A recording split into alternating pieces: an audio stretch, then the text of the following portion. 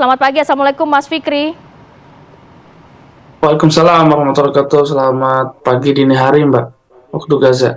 Ya, Mas Fikri, sudah hari ke-65, kondisi di sana saat ini seperti apa?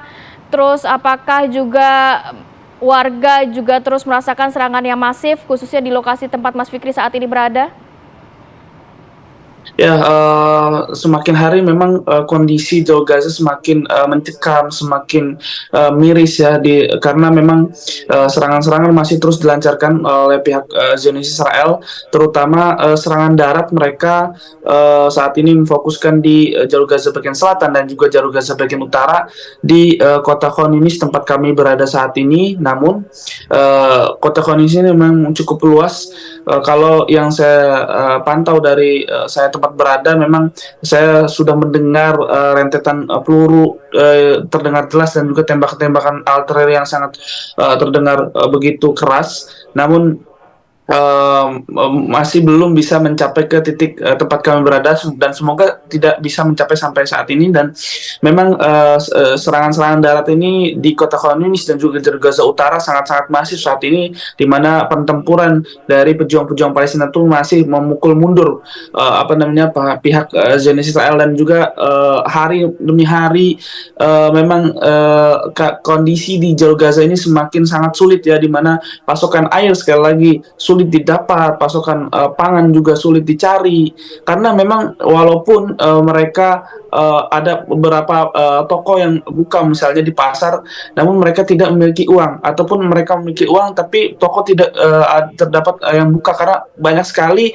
saya dekat sini ada minimarket yang sudah hampir semuanya sudah habis semua, hanya tersisa alat-alat yang seadanya. Dan kondisi saat ini memang juga sangat sulit, ditambah pasokan obat-obatan di rumah sakit sangat sangat menipis ya, di mana rumah sakit terbesar yang ada di Jalur Gaza bagian selatan itu Rumah Sakit Nasir juga telah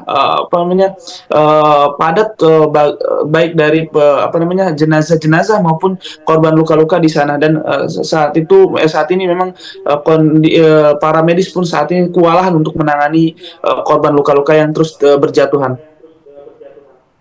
Ya, Mas Baik, Fikri, Fikri. nanti kita juga akan update Ya, saat ini berapa banyak juga rumah sakit yang masih beroperasi, dan kita harus sambung lagi ya nanti di segmen berikutnya. Tetap bersama kami di Apa Kabar Indonesia Pagi. Pemirsa, agresi militer Israel di Gaza terus menelan korban jiwa. Memasuki bulan ketiga, belum ada tanda-tanda agresi akan segera berakhir. Orang-orang berkumpul di sekitar jenazah yang terbunuh dalam agresi militer Israel. Mereka akan menyolatkan jenazah di halaman rumah sakit Syuhada Al-Aqsa di kota Deir al-Balah sebelum dimakamkan. Acara pemakaman ini telah menjadi rutinitas di Gaza selama beberapa bulan terakhir. Rangkaian serangan Israel berkecamuk di penjuru Gaza dan belum ada tanda-tanda serangan pasukan Israel ini akan segera berakhir. Meski Israel telah mendapat kecaman dari pihak internasional terkait agresi militernya di Gaza.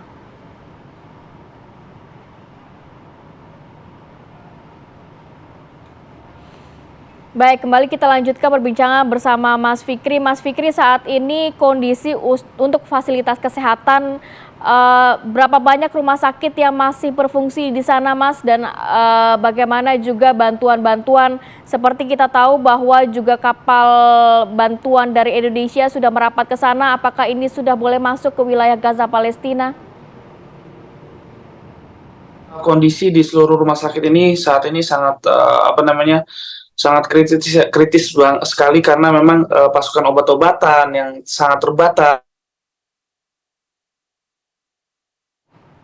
pihak medis ya, karena setiap hari jumlah korban terus berjatuhan. Dan dari Kementerian Kesehatan juga mengatakan dari 36 rumah sakit yang berfungsi, 14 diantaranya sudah hancur. Dan kesehatan dari Menteri Kesehatan Palestina juga mengatakan 130 institusi kesehatan dan juga 20 rumah sakit serta 46 pusat layanan kesehatan tidak dapat beroperasi kembali. Dan yang saya ketahui bahwa di jalur Gaza Utara ini ada 4 sampai 5 rumah sakit kecil ya atau klinik yang memang masih terus beroperasi yaitu di Rumah Sakit Kamal Udwan dan juga Rumah Sakit Auda. Namun berita yang saya dapatkan dari media lokal pun rumah sakit ini pun dikepung oleh pihak Zionis Israel dan juga beberapa kali diserang baik dari tank-tank baja ataupun sniper, sehingga banyaknya berjatuhan dari tim medis juga warga sipil,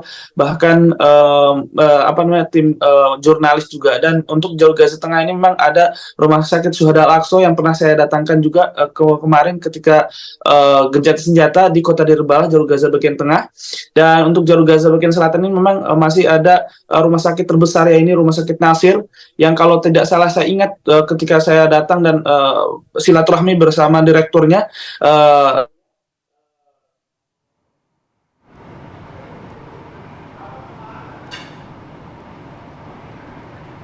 Iya, Baik, nampaknya ada gangguan komunikasi teknis ya. sambungan kita ya, Zoom kita dengan Fikri di Gaza Selatan, Palestina. Saya kembali lagi ke Kementerian Luar Negeri Republik Indonesia, Pak Lalu Muhammad Iqbal.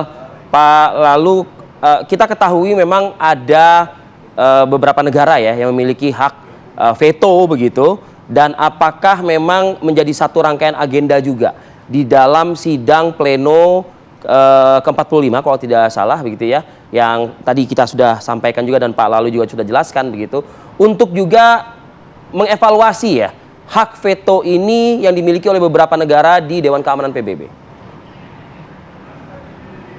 Ya, kalau mengenai keperluan untuk melakukan restrukturisasi dan melakukan reformasi Dewan Keamanan PBB, itu adalah isu yang sudah lama muncul di dunia internasional. Bahkan kita masih ingat Presiden Soekarno tahun 1960 sudah bicara mengenai to build the world anew gitu, yang salah satunya menyentuh mengenai isu pentingnya untuk melakukan reformasi Dewan Keamanan PBB, karena dengan sistem yang sekarang itu tidak mencerminkan dinamika baru. Ini kan yang memiliki hak veto ini adalah pemenang Perang Dunia Kedua, sementara sekarang sudah muncul power-power baru atau kekuatan-kekuatan baru.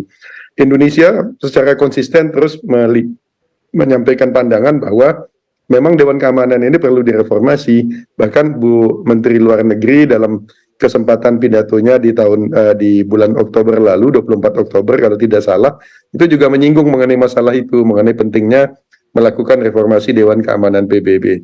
Problemnya adalah reformasi apapun yang dibutuhkan terhadap Dewan Keamanan PBB itu membutuhkan approval dari Dewan Keamanan PBB sendiri. Jadi ini persoalan yang tidak mudah untuk dilakukan, tetapi kita konsisten dari dulu memandang bahwa memang ini harus dilakukan. Karena apa?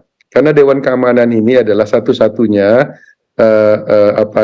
lembaga di bawah PBB, badan di bawah PBB yang diberikan kewenangan begitu besar untuk dalam rangka menjamin perdamaian dan keamanan internasional, termasuk diberikan kewenangan untuk mengerahkan pasukan gitu, mengerahkan pasukan dalam rangka menjaga perdamaian. Namun